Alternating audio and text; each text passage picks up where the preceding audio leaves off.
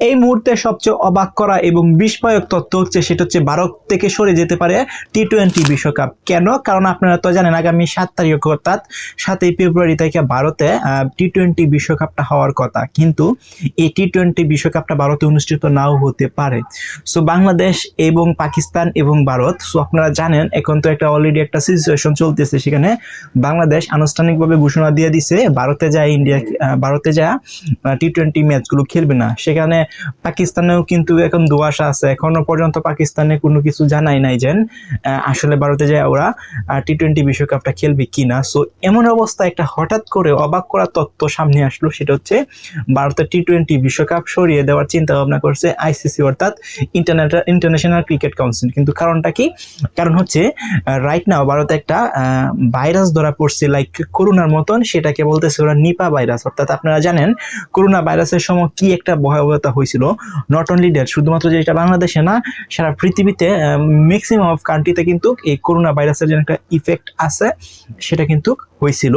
তেমনি এরকম একটা ভাইরাস প্রথম শনাক্ত করা হয়েছে সেটা হচ্ছে ইন্ডিয়াতে, এবং ইন্ডিয়ার কলকাতায় একটা ক্লিনিকের মধ্যে প্রথমে নিপা ভাইরাস ধরা পড়ে এবং এই নিপা ভাইরাস আক্রান্ত হয়ে একজন অলরেডি মারা গেছে। এবং ওই ইন্ডিয়ায় যে এয়ারপোর্টগুলো আছে সেখানে সতর্কতা জারি করা হয়েছে, অর্থাৎ সেখানে বিভিন্ন প্রকার মিশিং বা এই নিপা ভাইরাস যেন ধরার একটা টেকনিক সেইগুলো অবলম্বন করতেছে এবং দেশের বাইরে থেকে যারা আসতেছে ইন্ডিয়াতে তাদেরকে চেকিং করতেছে। এখন এমন অবস্থায় যদি পাকিস্তান, ভারত বা টি-20 বিশ্বকাপের তো অনেকগুলো দেশ আছে, সবগুলো দেশ যে সময় ইন্ডিয়াতে যাবে তখন দেখবেন এখানে একটা মানুষও এখানে যাবে খেলা দেখতে, সো সেখানে একটা ভয়াবহ অবস্থা তৈরি হতে পারে। সো আমার পাতে যেন একটা রিপোর্ট আছে সেখানে বলা আছে দোরগোড়ায় টি-20 বিশ্বকাপ, তো আপনারা জানেন খুবই নিকটে 2026 সালে টি-20 বিশ্বকাপের মূল আয়োজক ভারত, সহায়ক দেশ শ্রীলঙ্কা, অর্থাৎ কিছু সংখ্যক ম্যাচ কিন্তু আপনারা জানেন সেটা ইন্ডিয়া হবে এবং কিছু সংখ্যক ম্যাচ হবে শ্রীলঙ্কাতে।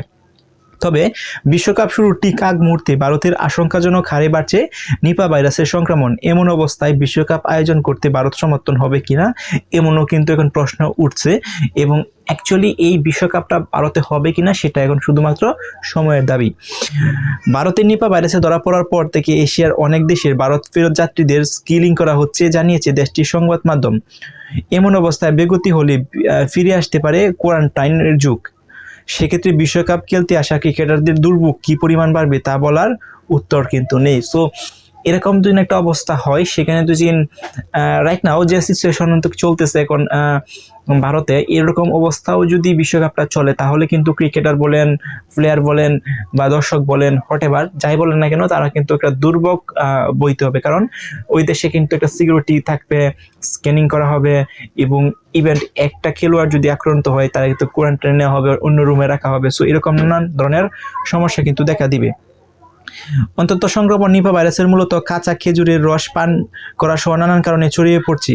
সো এই নিপা ভাইরাসের কারণে হচ্ছে আপনারা জানেন এখন শীতকাল এবং খেজুরের যে রস আছে সেই খেজুরের রসটা পালন করার যারা করে মূলত হচ্ছে এই খেজুরের রস থেকে এই নিপা ভাইরাসটা ছড়িয়ে পড়ছে এরকম একটা ধারণা হচ্ছে। এবং এখন পর্যন্ত রাইট নাও আমরা জানি যে ভারতে একজন অলরেডি মারা গেছে এই নিপা ভাইরাস সংক্রমণের কারণে।